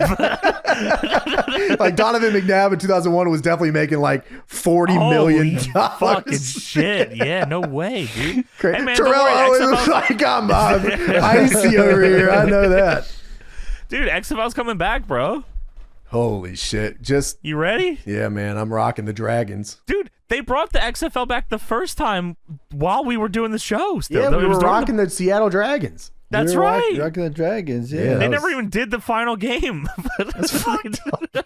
No, they like canceled all of them. COVID. Yeah. Yeah, they couldn't play football no more. That's what it was, I'm sure. Yeah, I'm sure it was. Backstage segment. Big Show is looking for the Hardys. He's pissed off. He's pushing people. He's looking in different rooms here. Throwing sign language at the extras for some reason. One of the dudes he passes by in the hallway, I swear was Michael Shane. Matt Bentley. That's crazy. I swear it was. Wow. He opens a door and immediately gets fucking smacked. It's like, what the hell just happened there? He was opening a bunch of doors, peeking his head in the room, not knocking, just opening doors. You in here, Hardy Boys? No. Why would they say yes anyways? Yeah, that's what I mean. So he gets hit back on one of these doors. He stutters back real hard. And then Kane and Undertaker come out of this room and beat his fucking ass. Dude, they beat the shit out of him. He like falls back. He sits through a table. It just fucking annihilates. Kane fucking just spawns a chair. Kane grabs a chair to beat his ass. He didn't even do nothing. He just said, hello, is the Hardy Boys here? Fuck you. Kane fucking goes crazy with the chair. He hits him like 20 times back to back to back with his chair. Relentlessly beating the Big Show with his chair. Taker's just standing there. Kane is just bush. He should not have asked that shit. You should not have asked for the Hardys. Fuck you. Fuck you, man. We're Kane Undertaker. Get the name right. Taker says, next time, knock. Okay. That was awesome. I love that. Good segment. Now we have X Factor versus Grandmaster Sexay, Steve Blackman, and Billy Gunn. Dude, I can't tell you the trauma that I went through as this fucking entrances took place here. So X Factor, you dealing with the X Factor. And then it's not the Uncle Cracker song. So I'm already fucking upset here. What's the point? If it's not Uncle Cracker. Get these guys out of here. I'm telling you. So they recap. So X Factor comes out. They recap on Monday. Billy Gunn hit X-Pac with a Famouser, but then Albert got in while the ref was distracted and hit Billy with a Baldo bomb. And then X-Pac gets the win. And then X-Pac and Just Incredible invent the double super kick and hit Billy Gunn with it. So the Too Cool theme hits. I'm like, oh, okay, it's gonna be like, okay, Too Cool. Man. Too Cool is taking on X Factor. I'm like, I wonder if it's gonna be like Billy Gunn and like Scotty and fucking Grandmaster, or if it's just gonna be like, all three. Like at the time, I didn't remember Rikishi was turned. Really? It never in my mind did I fathom that it would be none of the people. Yeah, what about none of those dudes actually? Grandmaster Sexay and Steve Blackman come out together. I say, what the fuck? And then, not even Mr. S. The one Billy Gunn comes out as their third. No. What the fuck? The little blue trunks. Yeah, that's God crazy, damn it, man. That's nuts. I went through so much trauma during this. Well, Taz says the X Factor comes out and said, there are no doubt that these dudes are Impact players. Oh my God. I think Cole says they're like one of the most fearsome groups in the company. They are. Cole calls them a frightening tag team. I said, you are out of your fucking man. mind. Let them fucking know. That's that shit right you there. are smoking cocks, we are man. out You're here, out of your man. mind. No, they're working. The boys are cooking. No. So thankfully, Just Incredible was still in the jean shorts. He didn't. Yeah, he wasn't tights. Just Incredible. Yeah, thank God. So Blackman and Gunn hold Albert in a stalling double suplex. What the fuck? And this is crazy, by the way. This is just a team. And Grandmaster first move of the match does a cross body to knock him down, and they hit the double suplex cross body. This is definitely one of like the 3 or 4 trio moves in Just Bring It. Yeah, you're right. Like the double suplex cross body is definitely one of those moves. Like I'm sure there's another one like tandem pile driver or something like that. Yeah, but yeah, that's absolutely like wow. I know. Hey, think about fucking that. Anyways, Steve Blackman hits a flying shoulder tackle and then does a one-arm push-up. Fuck style. That was crazy. Fuck style. I was like, Fuck style is nuts, by the way. What the hell? Dude, one-arm push-up with his hand behind his back gripping his ass. What the fuck is he doing? Ain't nobody doing it like that. No way, Steve fucking Blackman, man. Grandmaster Sexay does a crossbody to the outside on Albert. Albert catches him, runs him into the turnbuckle. Albert, by the way, very fucking good here. Like hittingly good here. He is rocking crazy. His footwork looks good too. Was awesome. Intensity on everything. The exact opposite of Big Show in that match earlier. Like Albert's shit here was like crazy. There's like levels to this big guy shit, and Albert was like up there at this point. He was working. He was fired up because Big Show stole his finish earlier. Yeah, he said, "Fuck you, man." Grandmaster Sexay hits the hip hop drop on Just Incredible. Billy Gunn goes for the pin, but Albert breaks it up. X-Pac then slides in and hits the X Factor on Billy Gunn and pulls Credible on top of Billy Gunn, and they win the match. God damn the X Factor. God damn the X Factor. Yo, you dealing with the X Factor. Albert somehow got busted open in this match. Probably Steve Blackman. He was just like, the dude was just like, I don't even know. He was just bleeding on the way out. So what the fuck's going on here? Yeah, fucking Steve Blackman probably fucked him in his hole. Hit him with one kick in his hole. Backstage. Piercing. Chris Jericho is, you remember that? They had him come out Tony has a Prince Albert piercing kit and shit. Yeah, that was awesome. Prince Albert's like when you like pierce your nutsack and your penis. That was his thing. Not your nutsack and your butt. No, you do them together. You connect it to you connect your one two to the other to access the P valve. Yeah, whatever. What? Man. I don't know. Yeah, and then you carry the kid around there. Hold on, let me look up this. Look up a Prince Albert real quick, Tony. Let me know. Looking it up. Hold on. Okay. Whoa, Prince Albert. No, not the that wrestler. one. The piercing. Yeah, don't look up WWF Prince Albert. We know who that is. It's coming through the pee hole. What the hell? Yeah. You have it with the. Here, you guys look. You look what I'm looking at right here. Yeah, send me that shit. That's a banana, dumbass. Those are two bananas, you fucking idiot. That's a banana piercing is not what we asked you to look up. You are so fucking childish. Can you move on to the next segment, please?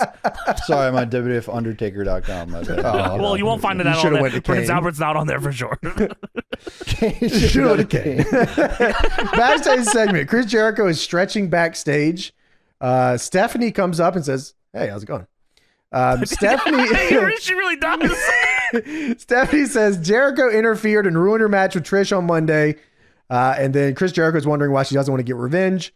Steph says she isn't going to get revenge because she's going to let Triple H beat Chris Jericho within an inch of his fucking life and then take his Intercontinental title.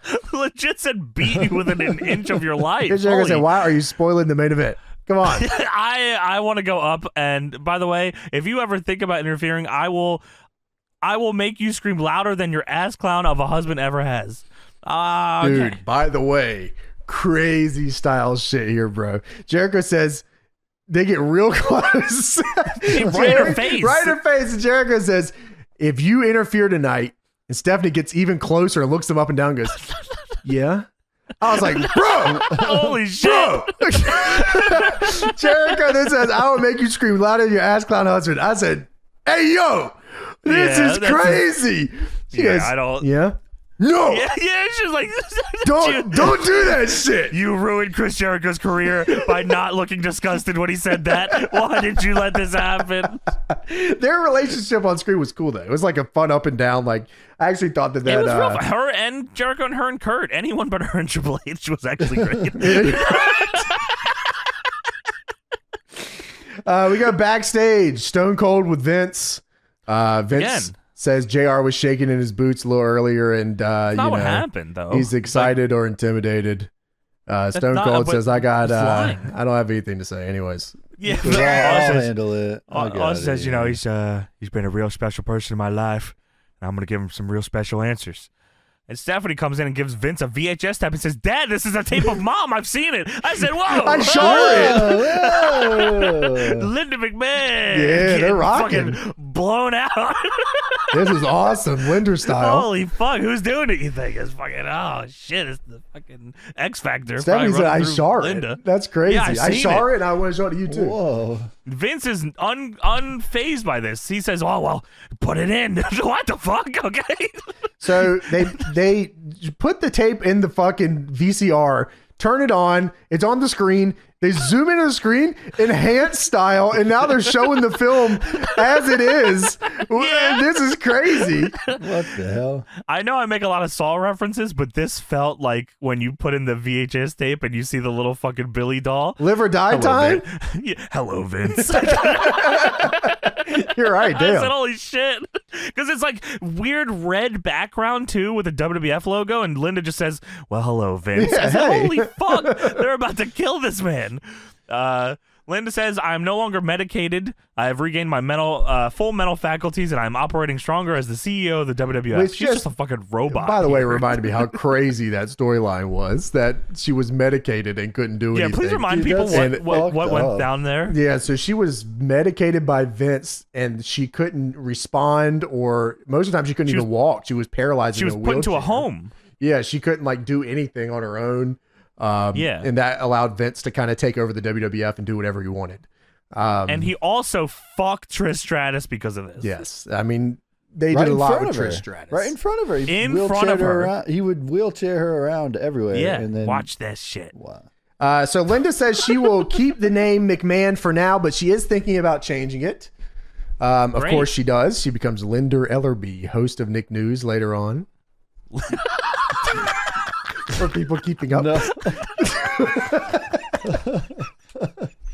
Not at all true. I swear, I almost just like I just almost just like tunnel vision and just let you get away with it. Yeah, I sure. almost, Yeah, that's good. That makes sense. I was like preparing my next fucking line, sir? And you were just gonna go. You are a fucking bitch. So Linda Ellerby says she is proud. Not yet. She's not yet. She's thinking about it. Linda says she was proud of Shane facing Vince at WrestleMania, and she was happy to kick Vince in the gonads. Yeah, the gonads. She said there's one McMahon who stands tall, my son Shane, and then for some reason like a hairdryer went off. Tony, please tell me what you thought of this segment. That's what I'm wondering about. What did you think of Linda McMahon's segment? The hairdryer. Like the hairdryer, That's how I felt. Yeah. All right, the hairdryer to the side. They got me amped up. Yeah. Amped up. Linda McMahon promo got you amped up. I mean, it's typical. You know Linda she's McMahon. coming I didn't to. Expect. She's coming to Raw, Tony. Yeah, and she's gonna do what? She's gonna cut a promo in the middle of the ring. She's gonna cut some fucking grapefruits alive. She's gonna say, "Cut my fucking music." I'm Linda yeah, she's Ellerby. Linda Douglas. she's your wife. My wife. So Linda is she's gonna come to Raw, and she's gonna say some stuff, and yeah, she says, "I'm gonna I can't tell how good it felt to kick you in the gonads. I could kick you in a lot of places, but I really know where it'll hurt most. And this coming Monday, I'm gonna tell you where that is. And one more thing. You just said it was the gonads. Well, I know. Well, I'm gonna figure it out. One more thing, and another thing. Mick Foley walks into the frame and gives her 2 grapefruits on a fucking platter, and Mick says, "I'm sending out a symbol gesture." Okay, symbolic gesture. That's what it was. And Linda says, "Actions speak louder than words." And then she slices the grapefruits, and Foley says, "Oh my goodness!" And then Linda says, "See you Monday." And then it cuts back to Vince and Stephanie, who are both shocked. And Vince looks down and pulls his jacket open and looks at his cock and balls. And Stephanie also does for some reason. Okay. Vince. Okay. Vince. He opens his jacket real wide, too. Real wide. Vince. First off, Vince's pants are crazy high. Vince pulls his jacket apart, stares at his cock, looks at Stephanie. Stephanie looks at his cock, looks back at Vince. What are you looking at Stephanie for? You sick freak. You are a weird fucker. You are both weird fuckers. All I hear is wah, wah, wah, wah, wah. This is absurd. Dude, like, there is too much actually to take in here from this. Linda is fucking super nuanced. Linda McMahon. I got some grapefruits here. Okay. I will deliver them to you. The and subtlety might go over some people's heads here. Of course, yes. So if you, in case you're wondering, she's saying she's going to cut Vince's balls. I have a GIF I'm going to put in this chat, by the way. Just take a look at this. No. That is. It is a GIF of That is. Vince and Stephanie just kissing each other on the lips. Why just was full that on. so sensual too, man? Dude, it's so fucked up. Weird fucker, man. You are a weird fucker. What? I died. Man, what I just disconnected am I from supposed to life do when I with saw this? that. I just disconnected from life here, man. Look at that. Yeah. What's this? Oh shit! That's the GIF I just posted. That's good. Yeah. Oh. Add it to favorites. Linda Ellerby is the worst at talking you, ever. Don't call her that, Tony. Call her by her new name, please. Thank you. Dude, it's almost as bad as when Stone Cold took over. There's a new CEO. That promo is insane. There is a new How about CEO. a little more swearing? All right. Jim Ross Town Hall up next. I'll be honest with you. I'm a kick back here. I ain't write a single fucking thing because I knew I ain't write a single fucking thing for this. I wrote JR interview and the Johnny take it away. Yeah. As I was watching this, I'm looking at the screen and I'm looking at my notes and I said, shit. Yeah. Hey man, you did this to yourself. Well, they showed JR. Fair enough. I'll do the damn thing. I mean, in a good way. Of course. JR, they showed JR walking through the hallway, and I don't know why I laughed out loud. He gets his walking to the ring segment. Yeah. Just laughed out loud. So JR comes to the ring here to interview old Stone Cold Steve Austin, and JR says, "Oh, it's always great to be around WWF fans wherever we are, but by God, I gotta tell you, it's great to be back home." And it's a big fucking huge pop because of course he used to play for the Sooners. Of course.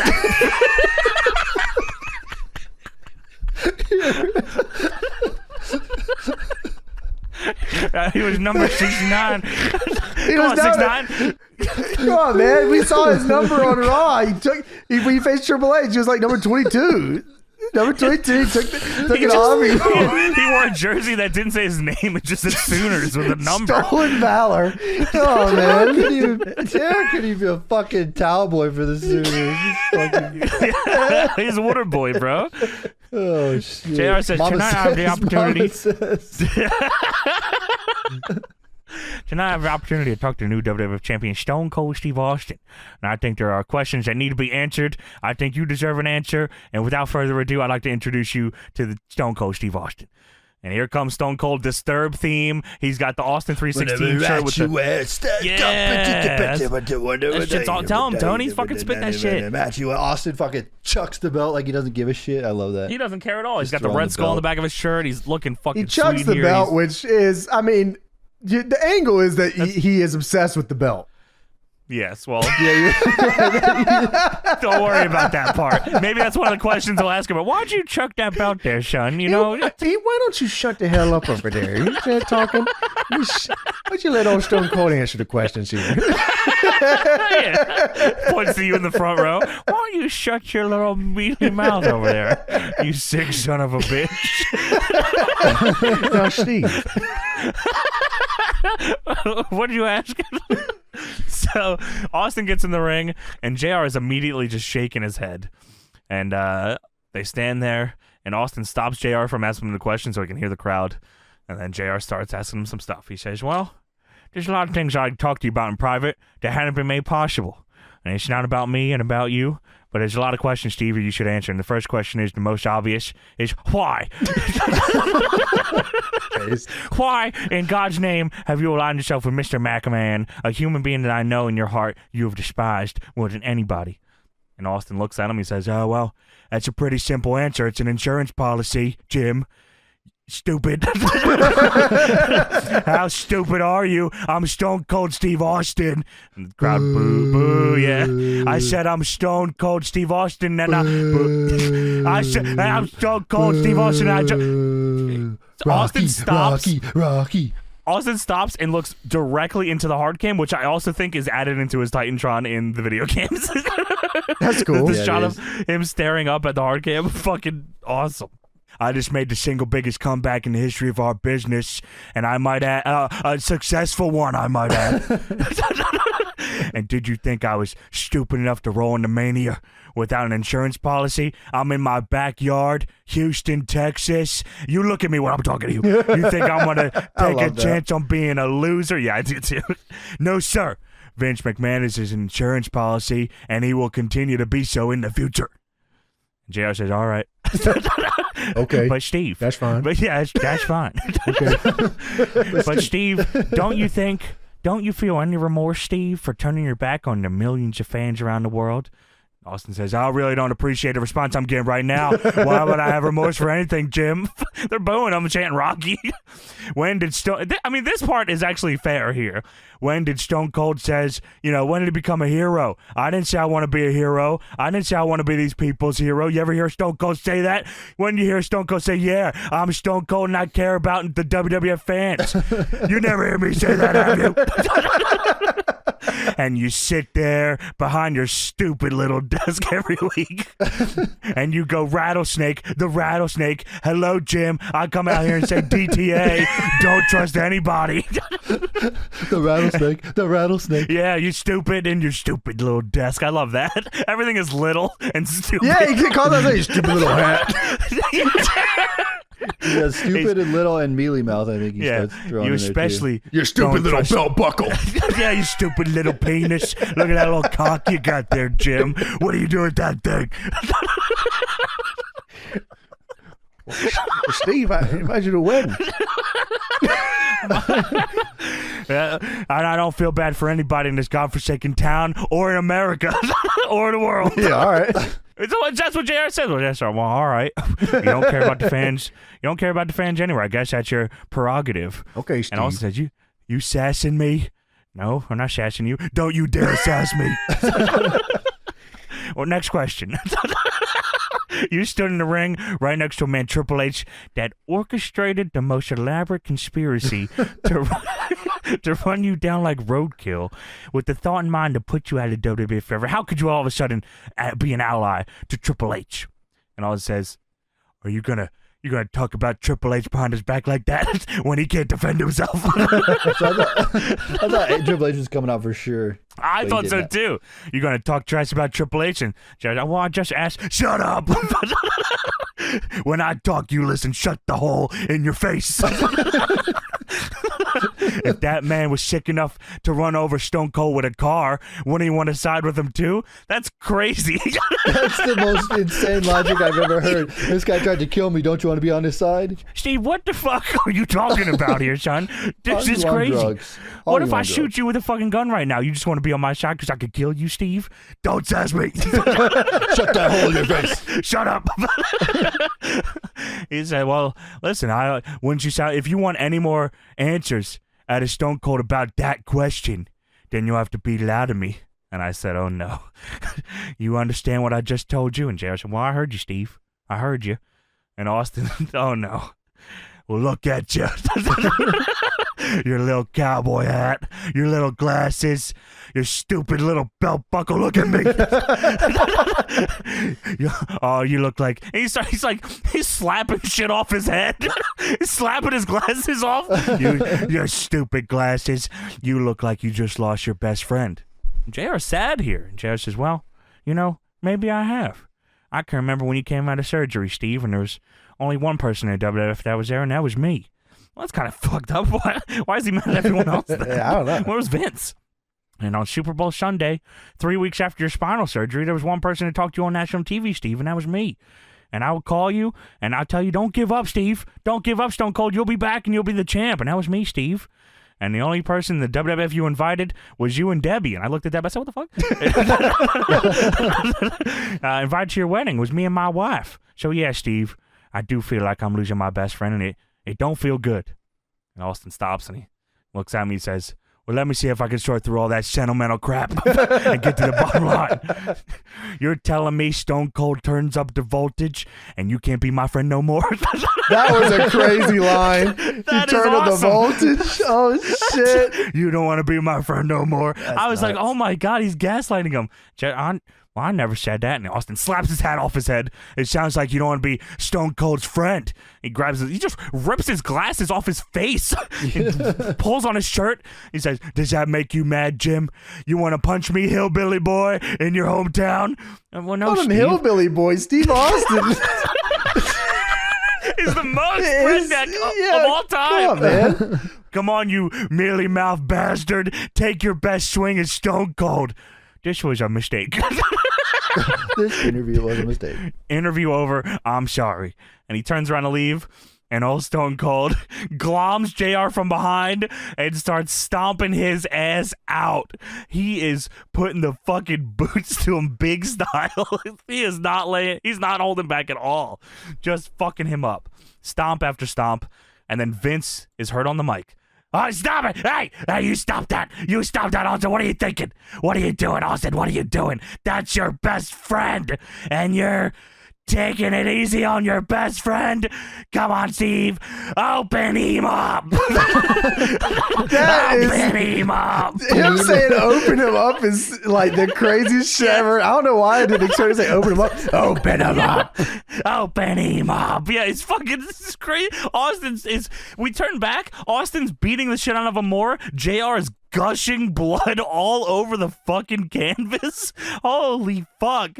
I'll never forget. Open him up with the arms. Open him up. With the arms. Like he's fucking summoning Satan.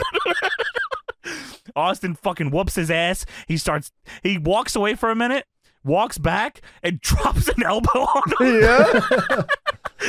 The Stone Cold elbow. Ref's trying to make the stave. Austin is taking off his belt. He wraps his belt around JR's neck and chokes him with it, stomps him out some more, drags him out of the corner, stomps on his balls. All right, the stomping on his balls up forever, doesn't he? What the fuck was that for? The stomping on his balls was out of for a pocket. minute. What do you say, Tony? I think he holds up his legs for a minute. And Yeah, then he fucking opens his shit up. open him up. Open him up. Open him up. Stop on his balls. He looks around and stomps right on his fucking sack. What the fuck? No, I don't know. That was out of pocket. It was out of pocket. The whole thing was out of pocket. And then he gets on top of JR, squishes the WWF title into his face. And that's it. And then they show Triple H and Stephanie watching and laughing backstage. What the fuck? We had no stunner here either. Wow. No, it was Probably for the best. Yeah. They didn't want to get that pop, from the stunner either. So. Yeah, no. Like, this was a lot of you don't want to be friends with Stone Cold. Holy fuck. What do you That's a mean, classic dog? line. I think it's That's kind of great. crazy that even like Stone Cold was actually getting booed here. Yeah. I mean, I guess if you're going to do anything, like same way when they wanted to turn Taker, they had Taker come out and put JR's face in Vince's ass. Oh man, that was funny. Have we watched that? JR, I'm sorry, brother. I don't know. Uh-oh. Oh no. All right, okay, just keep that in mind. But yeah, so that was... I'm not going to keep that in mind. You want me to give him it? No, please. Open Come him on, up. man. Open my ass. Hey, check out this link I sent over in Discord real quick. What you got over here? Ah, damn it. I'll be a son of a bitch. It's Vince and Stephanie kissing again. God damn it, man. This is bananas up here for.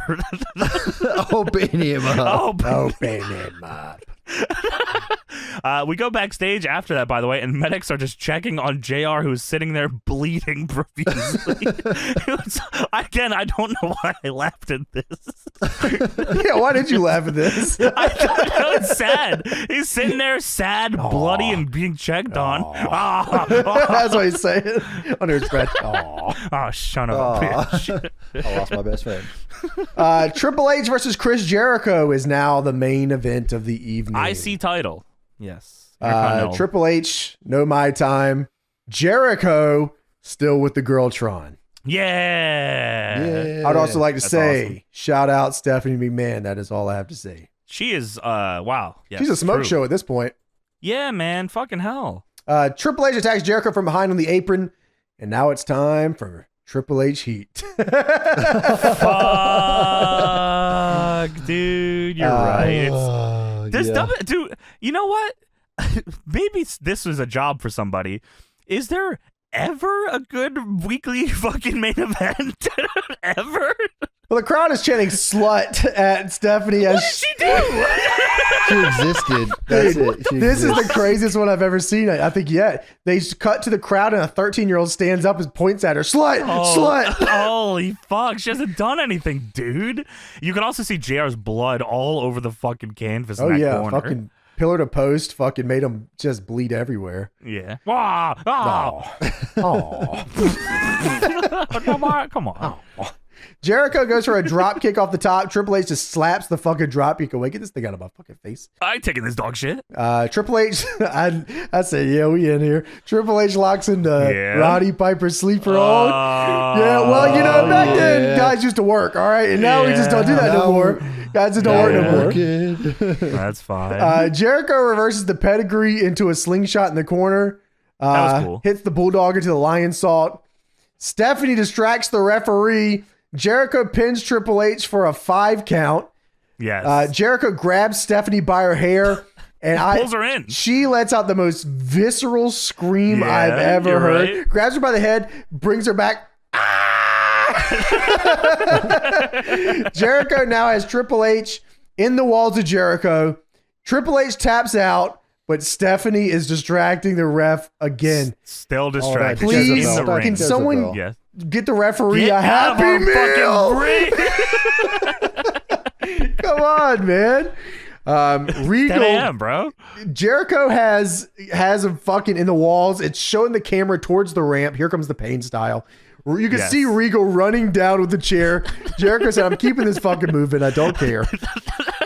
So he comes down with the chair, and then Jericho gets the chair from him, and then fucking hits him beast style with the chair.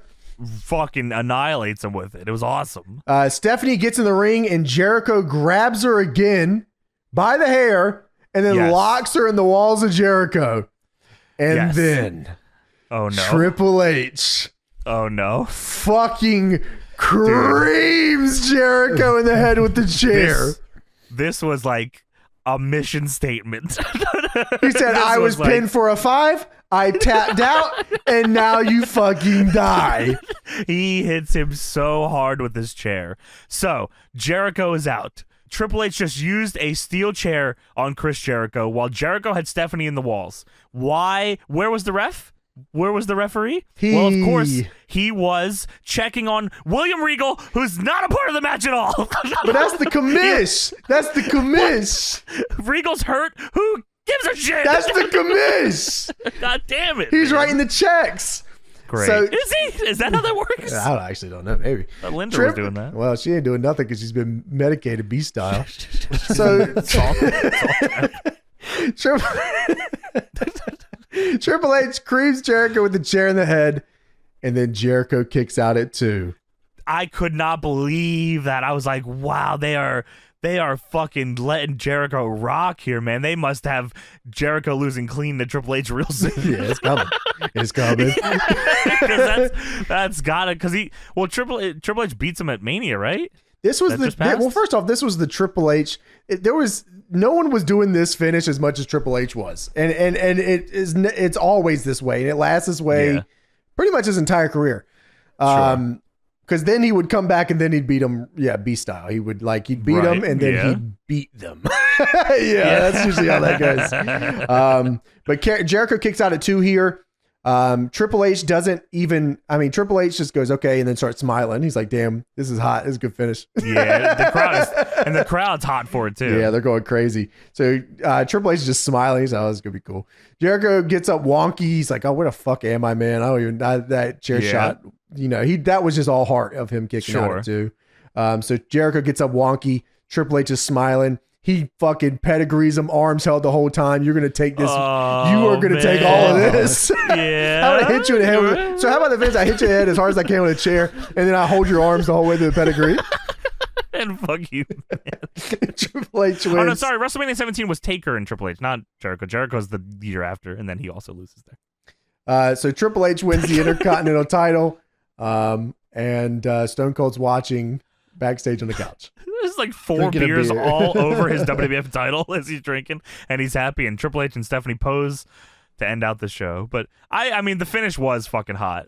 Give it to that. I thought it was cool. Come on, man. You got the Piper sleeper in there.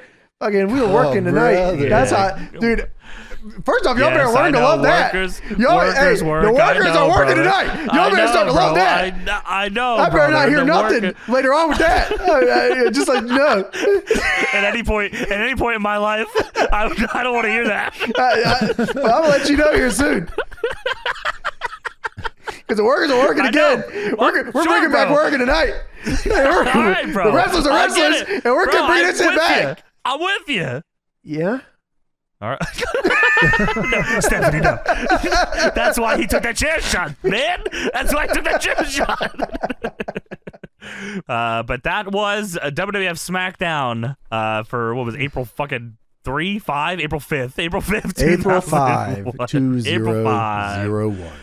Fun show. It was fun. Sorry, JR. Good show. Yeah, it was cool. JR got his shit. A lot of out. handicap matches randomly. Yeah, why? Yeah, accidental ones too. Like Big Show's match was a handicap match too. Yeah, you're right. Whatever. Oh yeah. Grandmaster Sexay, Steve Blackman, and Billy Gunn is the craziest fucking trio of all time. That's the X Factor in my mind. Yeah, they're rocking. Crazy style. Yeah.